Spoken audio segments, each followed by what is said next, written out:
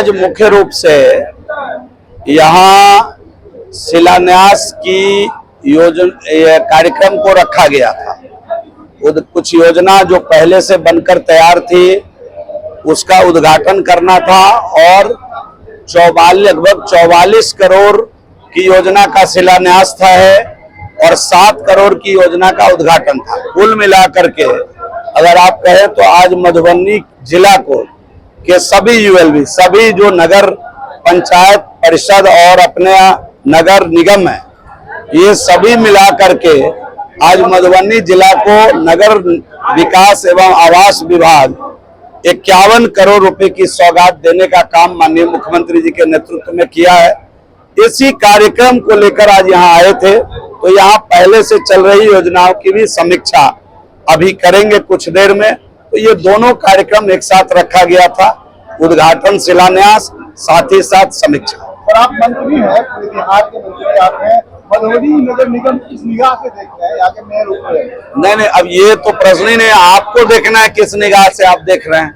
हमारा काम है कि हम जितना काम यहाँ दे रहे हैं वो समय पर संपन्न हो जाए, जनता मालिक को सुपुर्द हो जाए, और इस काम को सभी लोग मिलकर कर रहे हैं। कल दरभंगा में लाठीचार्ज हुआ है, इसका क्या कहना? मैंने कल ही बोला है कि उसका वीडियो फुटेज वहाँ के अधिकारियों को, जिलाधिकारी और एसएसपी महोदय को मैंने कहा है कि उसका वीडियो फुटेज मंगा लीजिए और वीडियो फुटेज मंगा करके कारण की जांच करिए कि किस परिस्थिति में वहाँ लाठीचार्ज करने की नौबत आई है। वो लाठीचार्ज से बचा जा सकता था कि नहीं बचा जा सकता था, और परिस्थिति क्या है उसकी जांच कर लीजिए और जो भी दोषी है उसको सजा दीजिए। सर, जेना उपमेयर दरभंगा के जाय करे बयान देलखिन आरएसएस के पाकिस्तान से तुलना से केना देख रहल छै बयान के? देखियो न, हुनकर ई बयान ठीक नहीं छै। एहि तरह बयान दऽ कऽ समाज में उपद्रव फैलावे के कोशिश नहीं करबाक चाहिए। अब वो उपमेयर छै तो उनका पर हम की बाजू विभागीय मंत्री भऽ कऽ, लेकिन हुनका एहि तरह बयान से बचऽ के चाहिए।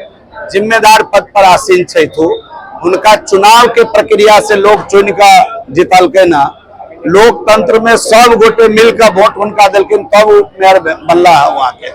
तो एहि तरह बयान से उनका बचे के चाहिए। गैर जिम्मेदार माने पाकिस्तान के साथ राष्ट्रवादी संगठन के जोड़ना ही हमरा बुझाइए जे ठीक नहीं है।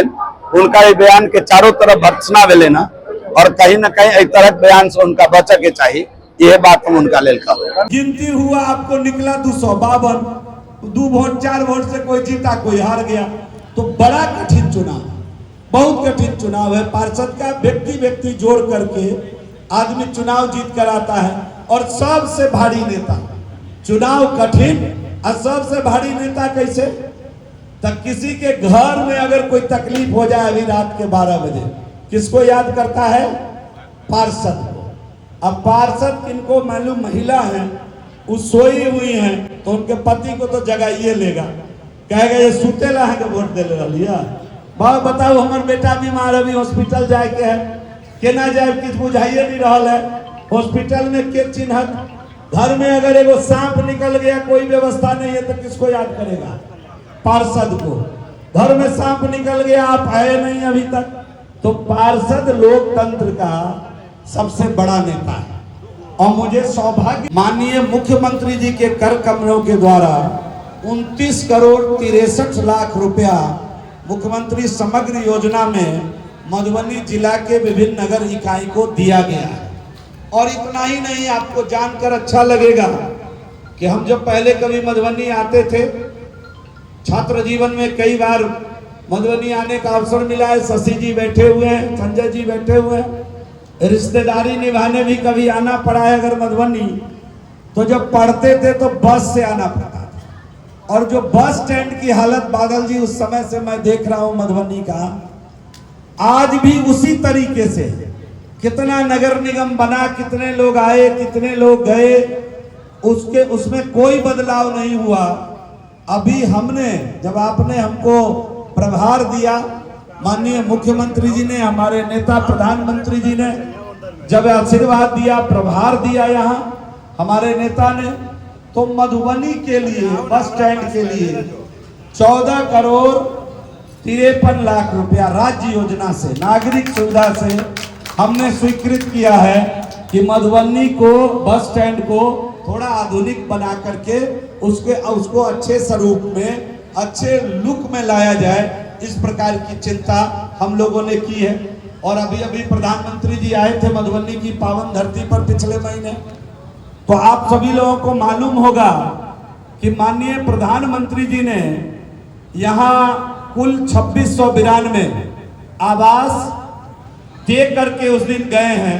और हम आपको विश्वास दिलाते हैं, बराबर मेयर, डिप्टी मेयर, पार्षद, उप पार्षद का शिकायत रहता है कि हमारे आवास पूरा नहीं हुआ, कुछ लोगों का रह गया, कुछ लोगों का घट गया। मैं विश्वास दिलाता हूं कि जितनी सूची बना कर लाएंगे जेन्युइन आदमी का, सबको सरकार आवास देगी, उसमें कोई किंतु परंतु नहीं होगा, फेज वाइज देंगे। आप घबराइए मत। कई बार पार्षद लोग फोन करते हैं, हम तो कहते हैं कि लोकतंत्र का सबसे भारी नेता अगर कोई है तो पार्षद है। सबसे कठिन चुनाव जीता है, सबसे भारी नेता लोकतंत्र का वो पार्षद है। इस नगर के पार्षद से भारी नेता गांव वाला पार्षद। आपसे एक वो नेता भारी है, वो गांव वाला जो पार्षद वो आपसे भी भारी है। बड़ा कठिन चुनाव जीतना पड़ता है, एक वार्ड का चुनाव जीतना है। व्यक्ति व्यक्ति को आप जानते रहते हैं, शाम को गिन कर जाते हैं कि 300 आदमी मेरे पक्ष में है, रात को सोते हैं कल वोट होने वाला होता है, वो 300 हो जाता है 280। और उसमें भी जब वो वोट गिराने का समय आता है तो जो मजबूत आदमी होता है बूथ के रास्ता में भी 4 गो आदमी अपना रखले रहता है।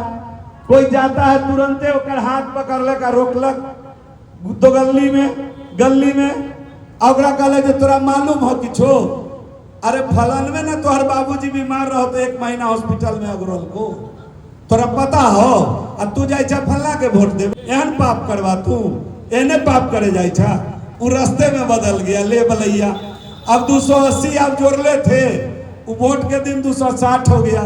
पूरे मधुबनी जिले में एक साथ कई सौगात मिलने जा रहा है। इसके लिए मैं बिहार सरकार मंत्री माननीय दिवेश मिश्रा कुमार जी को एक बार फिर से बहुत बहुत धन्यवाद करता हूँ।